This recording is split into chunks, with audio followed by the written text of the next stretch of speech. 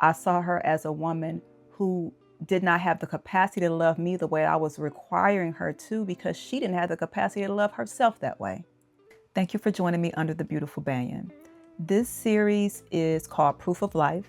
This is episode 4, A Love That Jumps Off the Page.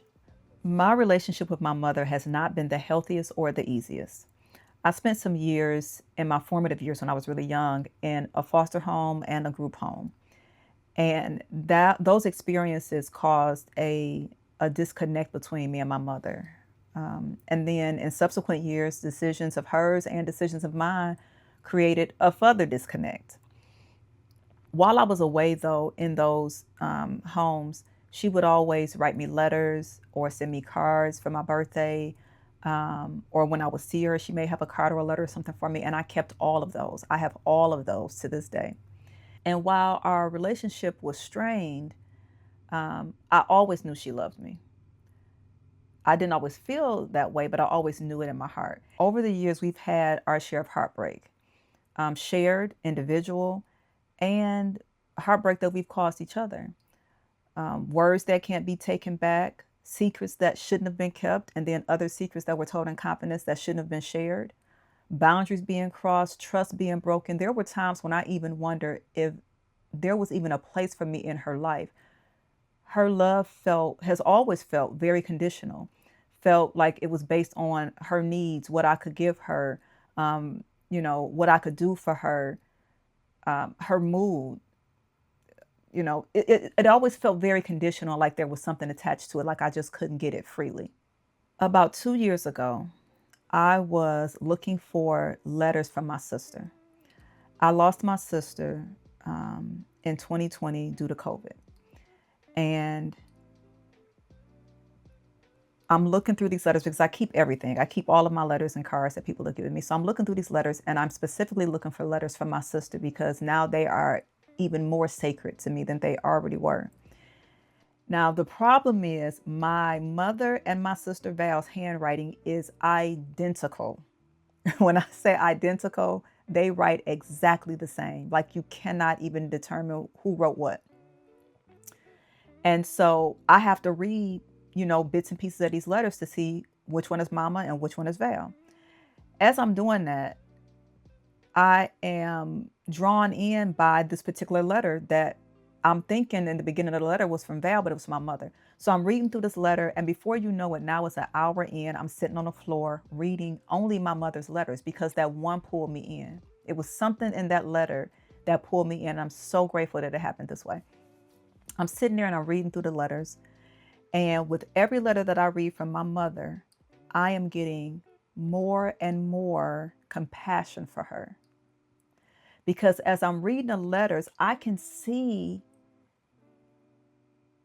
that she loves me and she always did. It wasn't that she said she loved me in the letters. It wasn't that. I don't even know if I remember, you know, I'm sure the signature of each letter said love you, love you from mama. But it wasn't that throughout the letter she was professing her love for me or telling me how amazing she thought I was as a daughter or any of that.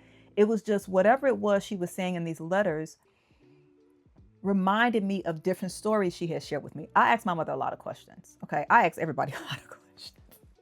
I asked everybody a lot of questions. I got questions, right? As a matter of fact, I have books that are only questions. I have a series called Connected where it's only questions. I digress. I ask a lot of questions. And so whenever I'm around my mother, I ask her 12 million questions because I really genuinely want to get to know her. We have had so much time where we didn't talk or I don't even want to say it that way because, we talk is just very surface. I'll say it that way. So whenever I get an opportunity, I want to learn more about her. So I ask her a lot of questions. So as I'm reading through these letters, I am understanding better that one story she told me and that one instance that she reminded me of and that one thing about her that I never ever knew.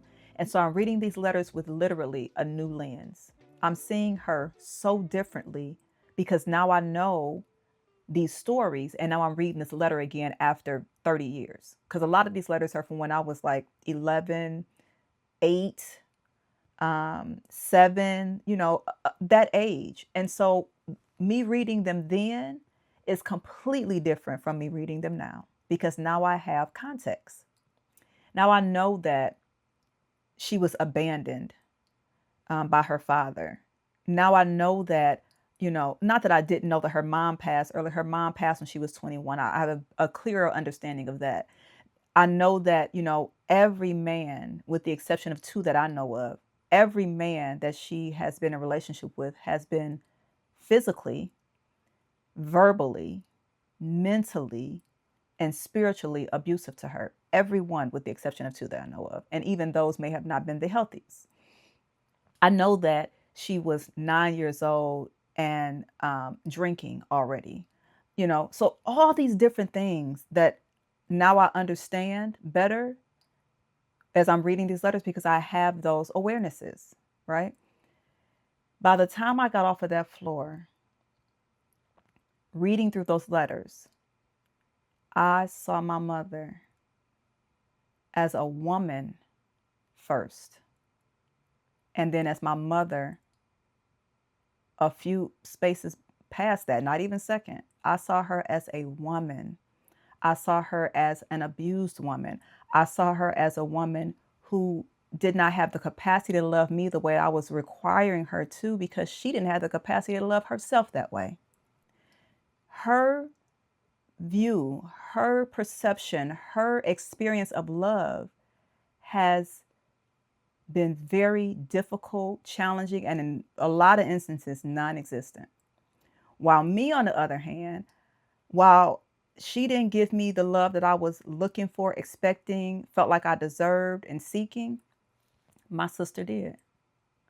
And so my experience as a woman is different from her experience as a woman, because she didn't have a vow. I did. She birthed a vow, but she didn't have a vow. I did.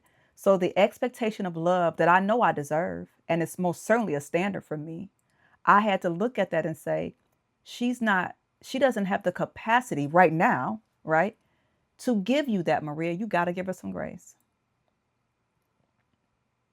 And so from that day to this one, I see her different. I give her compassion. I give her grace way more than I did before.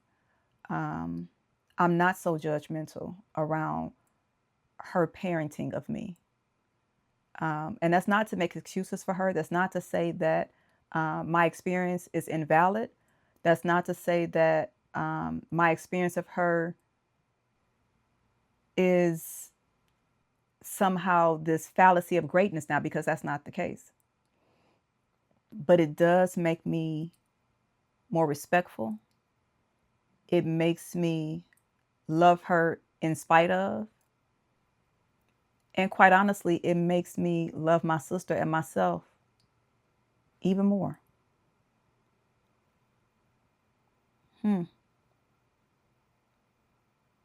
So reading those letters,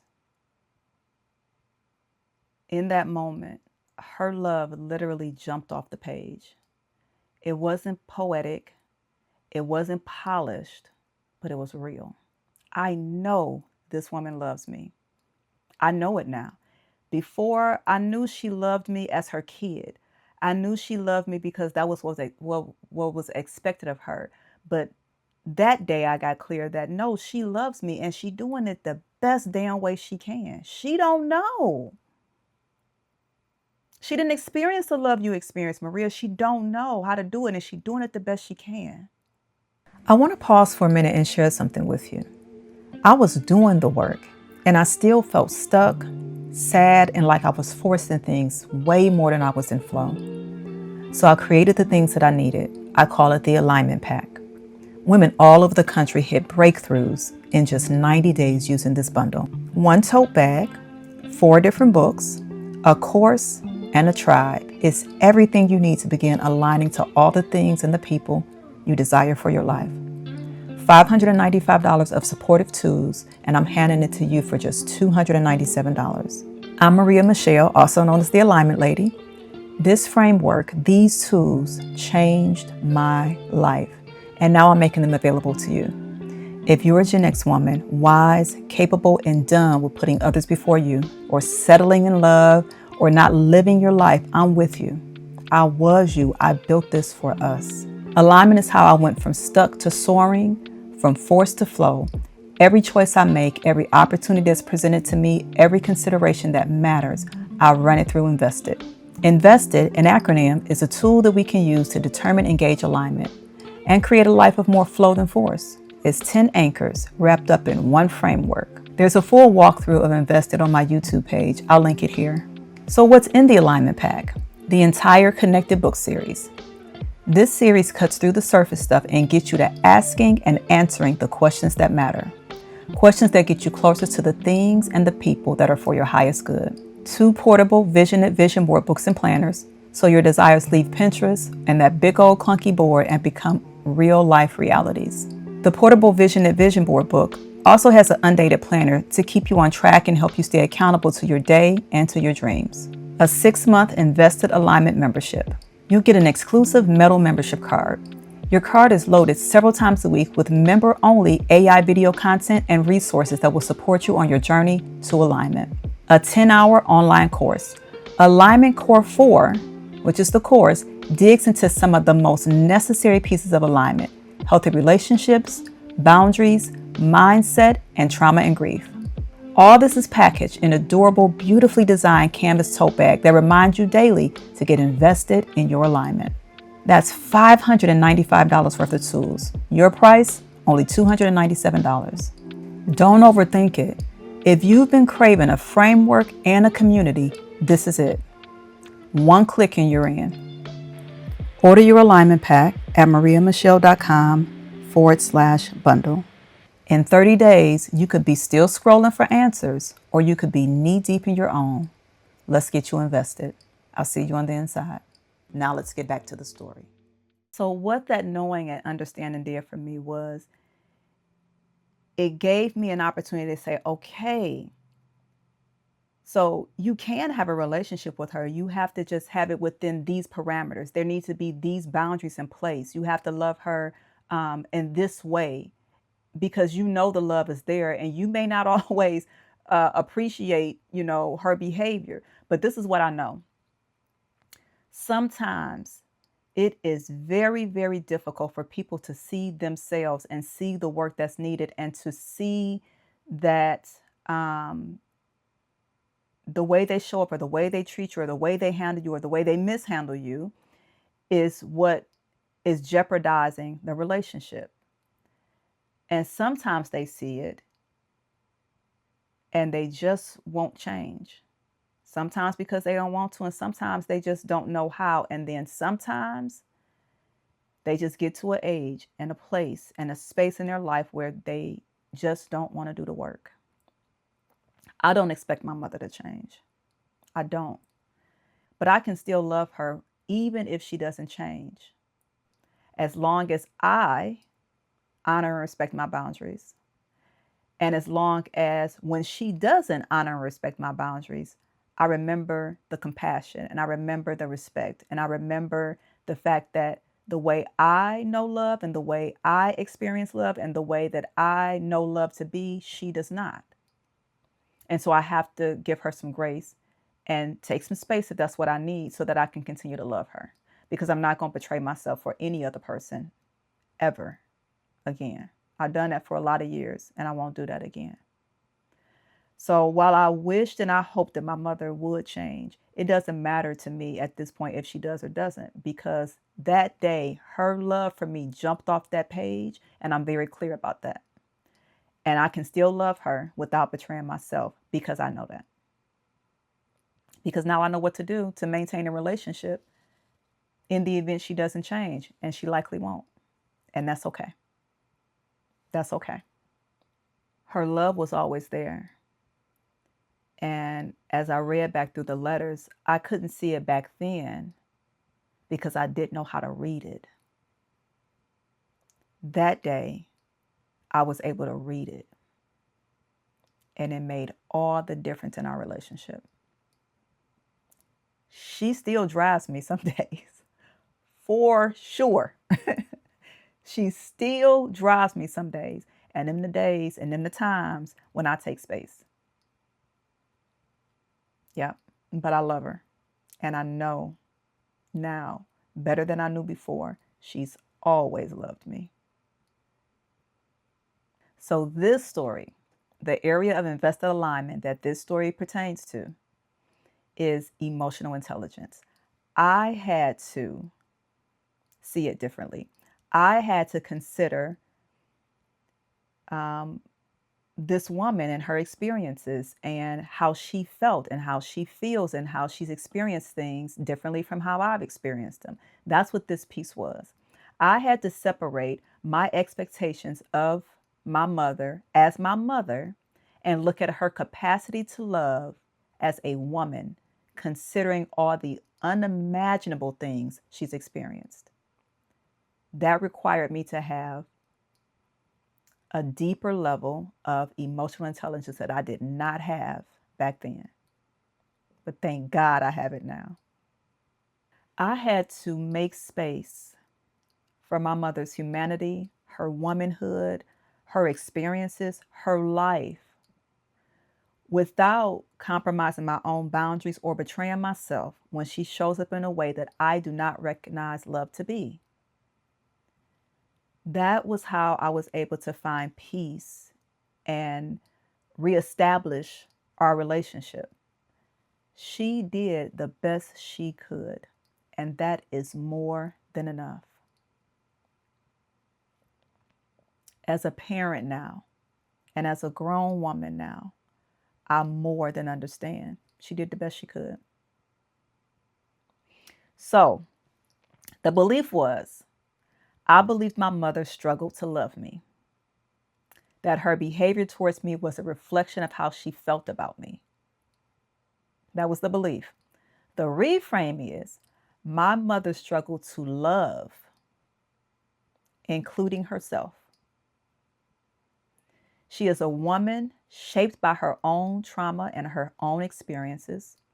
She did the best she knew how to do, and sometimes that love doesn't look or feel like love to me. However, that does not mean it is not love. Her behavior is how she's coped with life all these years, and change requires effort and power she doesn't believe she has. It is not my job to convince her otherwise. My job is to figure out a way to create a space to accept the love that she does have for me. And I've done that. And I'm so grateful to God that that day, looking for letters from my sister prompted this huge shift in my life, in my mother's life, and in our relationship. I'm grateful for that. So, at the end of every story, I give you what I call actionable integration. If this story resonated with you and you are or have struggled with knowing, trusting, and believing that somebody loves you or this particular person loves you or that you are loved, maybe the love you know is there, you just don't feel it, here are some things you can consider. Number one, revisit the receipts. You know how the folks be like, I got the receipts, check the receipts. The letters were receipts for me. Revisit the receipts. Go back to letters, voicemails, or gestures from that person. What do you know now about their life that might reframe what they were trying to say? What is it that you've learned, heard, or understood now that may reframe what you consider love to be or their expression of love? Number two, separate capacity from intention. Not everyone has the tools to express love in ways that you understand, but that doesn't mean that they don't have it for you. Okay? And then number three, honor without betraying. You can extend grace without abandoning your boundaries, maintain the connection, but not at your expense. So just like I did with my mother, I maintain the relationship. And when I need to take space, I do. I would not allow her or myself to cross a boundary for the sake of her unsupportive behavior. But I know now more than I did before. And so I know how to navigate it without, throwing the whole thing away. So those are my seeds for today. Thank you so much for giving me your time and attention. I really appreciate you. Until next time, continue to get invested in your own alignment. Drop some seeds that are going to be supportive to somebody else. And you keep being a beautiful banyan. Okay, clearly This is not the same day that I recorded this episode. But I just finished recording episode 6, which is Belief Surpass Truth. And as I was reading the letter from Mama Roxy, I thought, okay, maybe I will go back and read a letter from that same time from my mother, just to give context. Now, initially, I wasn't going to do it because my mother is still living. My foster mother is not, which is why I felt much more comfortable including that letter. But once I read through a couple letters that my mother actually sent me, I thought, okay, this one is a pretty good one to share because it'll give you more context around this episode, which is A Love That Jumps Off the Page. And so this letter was written to me February 19th, I think this says, 1988. My mother was living in Grand Rapids, Michigan. I was living at my foster house on Van Dyke Street. And so I want to read a little bit of this letter. Just like the other one, I'm going to read the whole letter. And then when I go in editing, anything that ain't y'all business or I don't want y'all to know, I'm going to edit it out. But I'm going to read the whole thing and then you'll hear the parts that I want you to hear. But this is a great example of what I meant when I said, as I was reading through the letters, the way my mother would write to me and the way that she would, I knew she loved me, but the way that she would write to me was different from the way she showed up with me a lot. And so there was this cognitive dissonance going on. But as a grown person, when I went back and read the letters, like I told y'all, the love just kind of jumped off the page. And so I'm going to read this letter and so that you can have the context. Okay. Monday, February 8th, 1988. Dear Maria, how are you? Fine, I hope. I received your letter today and was very glad to hear from you. I know that you love me and your sisters and brothers. We are fine.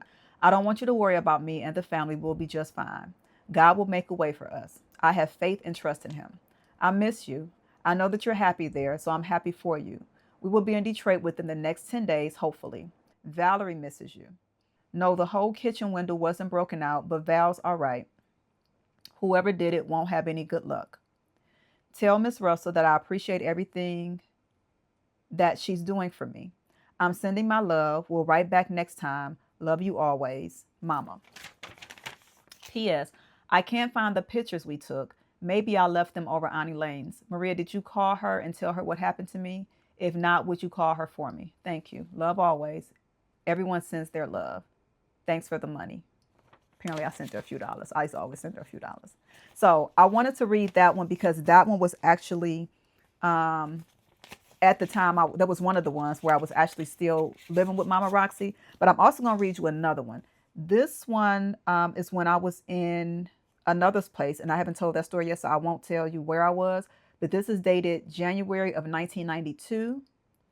I was not living in the state, and my mother was living in Michigan. She was actually in Detroit. And she would put on the back of all her letters sealed with a kiss, which I thought, and she still does it to this day. I think that's really cute. She puts SWAT. All right, so this letter is dated Monday, March 2nd, 1992. My mama liked to write letters on Monday, obviously. It says, hi, Maria. How are you? Fine, I hope. I received your letter today and was very glad to hear from you. The party was nice. This part definitely not going to be in there. Valerie took pictures and I had to work. Thanks for the money. I was broke. It must have been a substitute mail person on because my mail was in the slot of the door. I'll get a paycheck Thursday and I'll send you some money. I'm glad to hear that you completed your course. So I know you'll be glad when your time is up. Hang in there, girl. You can do it. I'm proud of you. Everyone is doing fine. I know you probably have ran out of goodies to sell. I'll send you some more when I get my check if you want me to. You can write and let me know. I told Dino that you said hi and he said he's not thinking about you because you don't write him. He's crazy. Dino, I'll tell you a story about Dino at another time. Well, Maria, I'll close my letter now, but not my love. I miss you and you be careful. Love always, Mother. Everyone sends their love. So yeah, I wanted to just pop back in and share that just so that you can have some context around this episode, A Love That Jumps Off the Page, because once I was able to go back as a grown person and read through some of the letters recently, it's only been in the last, couple years that this happened. I'm able to clearly see where her expression of love was always there. I just wasn't able to read it. So yeah, wanted to pop back in. That's it for this episode.